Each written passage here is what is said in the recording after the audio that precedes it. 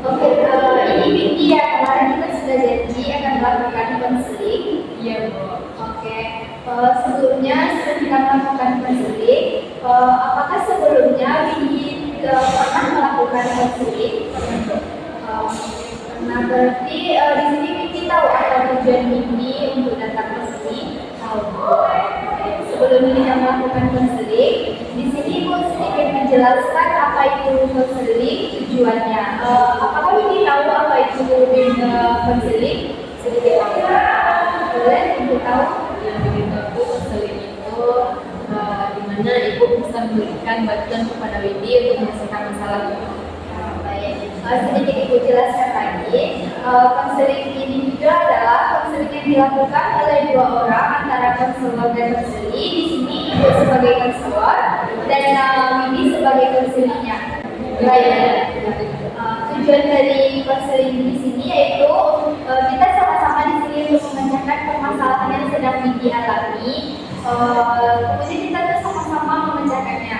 Selain itu, Windy tidak perlu khawatir tentang kerahasiaan atau apapun yang Windy katakan kepada Ibu, karena di sini dalam konseling ini memiliki asas yaitu asas kerahasiaan. Ibu tidak akan menyampaikan kepada siapapun apapun permasalahan yang diceritakan kepada Ibu.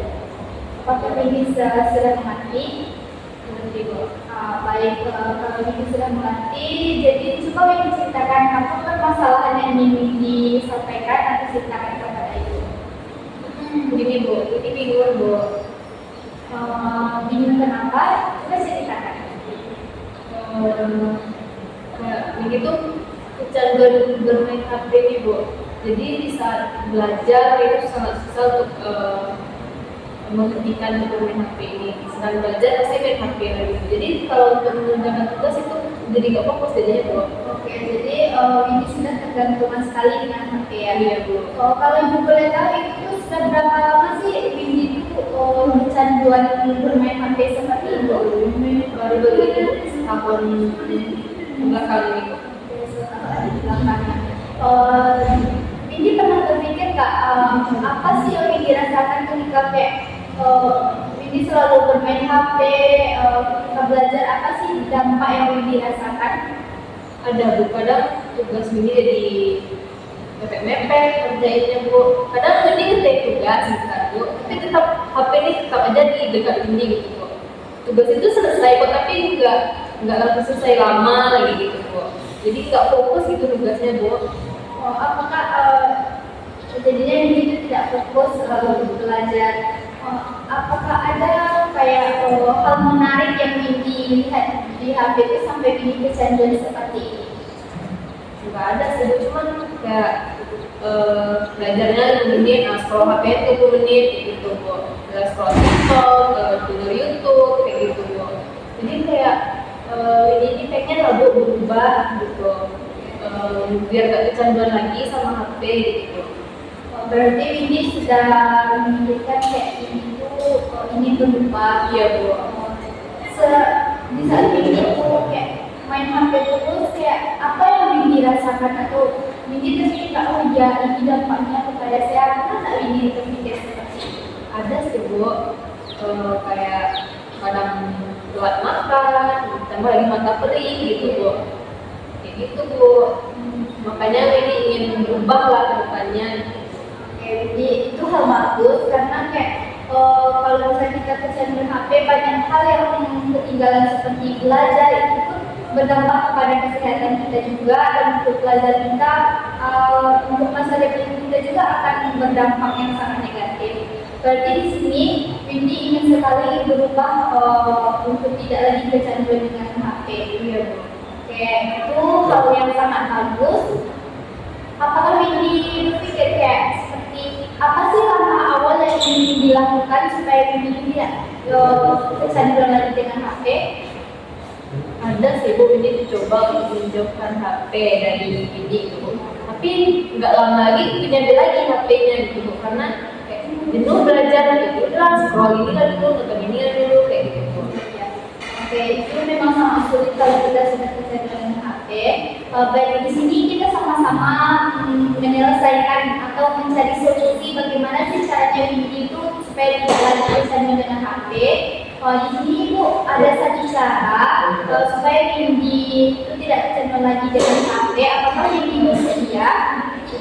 Baik, di sini Ibu punya memiliki ide atau cara, yaitu bagaimana kalau misalnya itu kayak Windy memiliki jadwal atau kayak jadwal misalnya dua jam itu Windy bermain HP, selebihnya tuh Windy belajar gitu. Jadi kayak mengelola waktu, memanajemen waktu untuk bermain HP.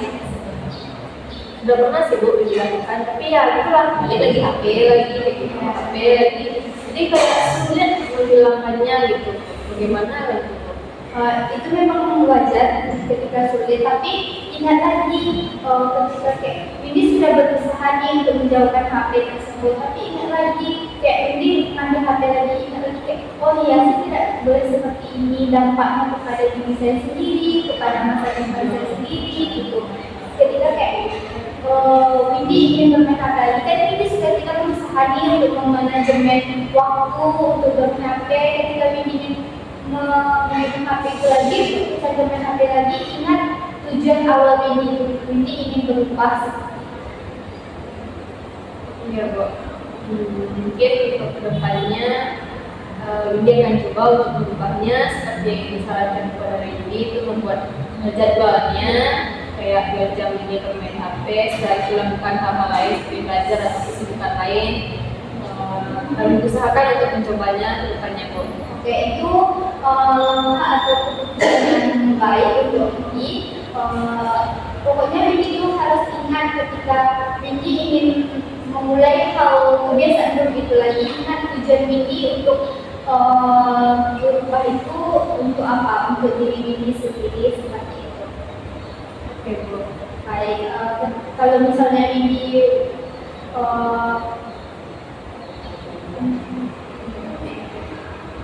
oke, di sini kan sih Windy sudah ingin merubahnya. Jadi apa sih yang dirasakan setelah melakukan konseling ini?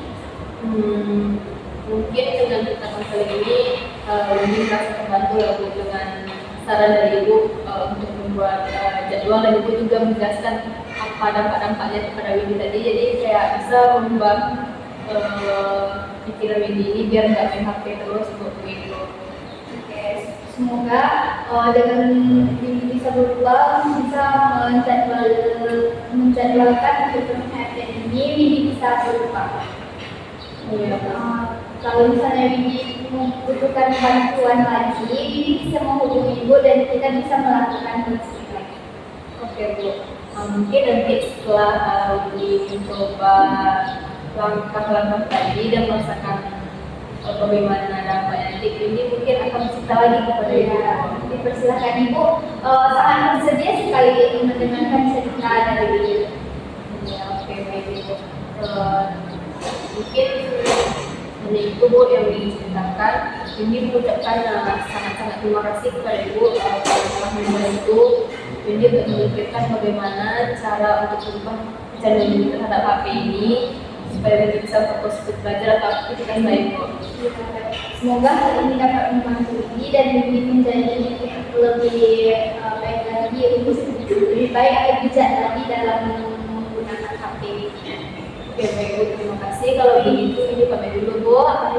Assalamualaikum warahmatullahi wabarakatuh.